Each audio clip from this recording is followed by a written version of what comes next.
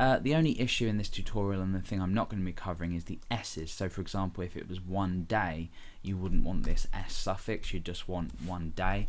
But I'm not going to include that in the tutorial. It's probably something you can go ahead and do in your own time, just to sort of give you a little challenge. So now that we've done this form, we don't really need to touch anything on this main page, because ext.js is going to call the countdown plugin, and it's going to apply it to this countdown div. So let's go ahead, and inside here we want to say document.ready, and remember, this is the file that's just going to be calling our plugin as opposed to actually performing this functionality.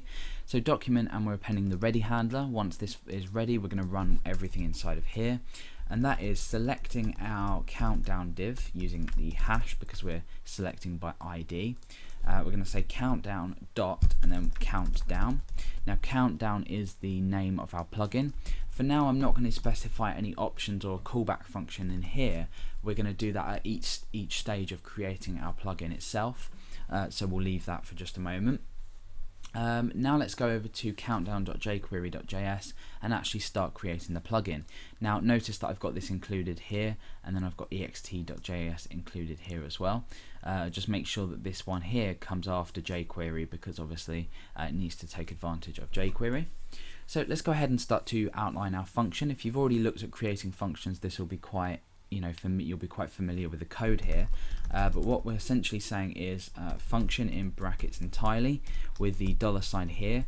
This is just the notation that we're going to be using, and inside these curly brackets, which we're going to bring down, we're going to give a name to our function and create everything to do with it. However, just after here we want to say jQuery, and this allows us to use notation in a different way. For example, $.fn dot and then our function name. So before we would have to use jQuery like this. Here we can just use a $sign. So $.fn, and we want to call our function, remember, countdown. So that's quite basic. We just write countdown. It tells us what we want to do, etc. And what we're going to do is we're not going to supply parentheses. What we're going to do is we're going to say equals function.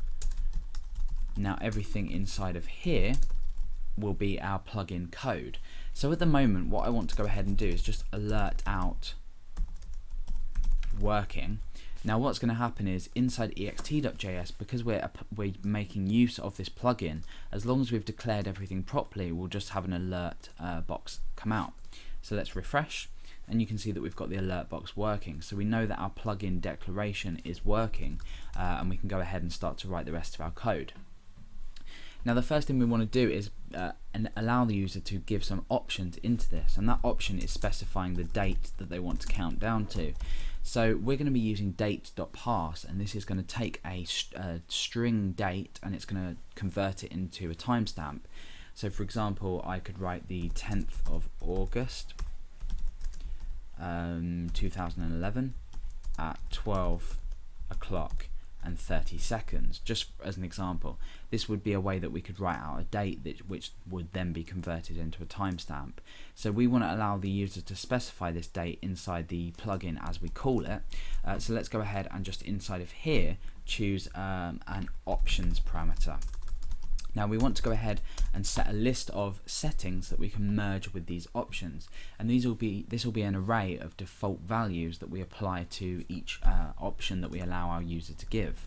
So I'm going to create an array called settings, and inside here I'm going to say date, and the default value is going to be null, because I want the user to actually be able to specify a date. I don't want this countdown script to work if we don't specify a date, and later on we're going to do a check to see if this date value is equal to a number, or if it's not. NaN in JavaScript, NaN like written like this with capital N and capital N here, which stands for not a number. So we want to make sure that this date is a number as well. However, we'll be handling the validation a bit later.